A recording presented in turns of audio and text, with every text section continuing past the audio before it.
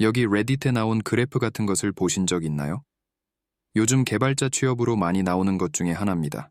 이 케이스 같은 경우 기계공학 관련 직업이라고 하는데 원서 지원 186개에서 30개는 탈락, 147곳은 연락 없이 탈락이고 심지어 그 중에서 하나는 인터뷰를 6단계까지 했는데도 연락도 없이 탈락했습니다. 그리고 결국 한 군데에서 합격이 나왔네요. 참고로 이런 그래프는 생키 차트라고 합니다. 바로 여기 가시면 쉽게 만들 수 있습니다. 다른 케이스를 볼까요?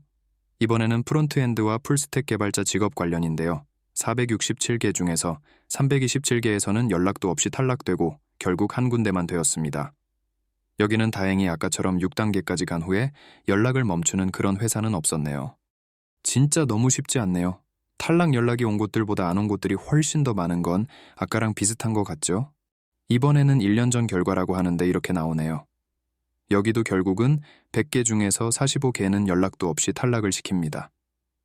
그나마 탈락이라고 오는 곳들은 그 순간에는 기분이 안 좋아도 어쨌든 기대라는 것을 안 하게 되는데 이렇게 결과 연락을 안 알려주는 곳이 참 많네요. 이게 현재 낮은 확률의 개발자 취업 현실입니다. 처음부터 탈락하는 경우가 많은 신입 개발자는 물론 좀 더 경력이 있는 개발자들도 연락을 아예 안 주는 곳들이 많습니다. 특히 어떤 경우는 기업들이 먼저 관심 표현을 한 후에도 면접을 하고서도 이렇게 잠수를 타는 경우들이 종종 있습니다. 결국 이유는 하나입니다. 그만큼 기업들이 별로 노력을 안 해도 사람들을 쉽게 뽑을 수 있다고 생각하기에 더욱 연락을 안 하고 있는 것입니다. 기업들은 게다가 새로운 사람을 채용하면 트레이닝도 해야 하고 금전적인 부담도 시작되기 때문에 좀 더 실력 있는 사람을 찾자 하는 마음으로 이렇게 탈락도 안 시키면서 새로운 사람들을 찾는 것입니다. 여기는 블라인드의 작년 4월에 나온 글인데 보면 메타 또는 페이스북에서 레이오프된 후 경우의 이야기입니다. 여기도 보면 146개 포지션에 지원을 했는데 66개에서는 연락도 없이 탈락이 되었습니다. 이렇게 보면 경력이 있어도 기업들이 잠수 타는 건 어쩔 수가 없나 봅니다. 특히 여기 나온 이 개발자분의 조언을 한번 챗GPT로 번역해서 읽어봤습니다. 1번으로 추천은 매우 중요합니다.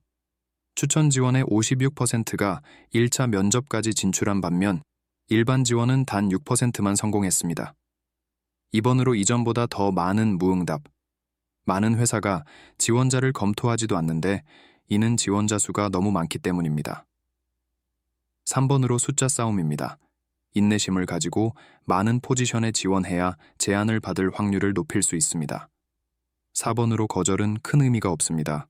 처음에는 거절이 실망스러울 수 있지만 이는 배우고 개선할 기회입니다. 대부분의 경우 단순히 맞지 않는 자리이거나 면접관이 무엇을 원하는지 명확히 알지 못할 수 있습니다. 좋은 내용입니다. 하지만 무응답의 원인에 대한 설명은 없습니다. 그래서 블라인드에서 검색하니까 여러 가지 이유들이 나옵니다. 어떤 분들은 혹시라도 미래의 가능성을 위해서 연락을 안 해서 까먹게 된다.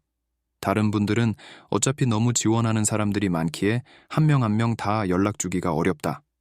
그리고 종종 아예 이것이 문제가 아니라고까지 이야기하는 경우가 많습니다. 그러나 특히 취업이 어려운 현실에 좀 더 연락을 잘 해주면서 진정성 있는 피드백을 줄 수 있다면 어떨까요? 아니면 적어도 아니라면 확실히 아니라고. 그리고 정해진 시간 안에 결정이 안 나면 그것도 탈락을 통보하면 좋을 것 같네요. 많은 경우 포지션이 아예 없어져야 탈락 소식이 오기도 합니다. 오늘도 영상을 봐주셔서 감사합니다. 구독과 좋아요를 부탁드려요.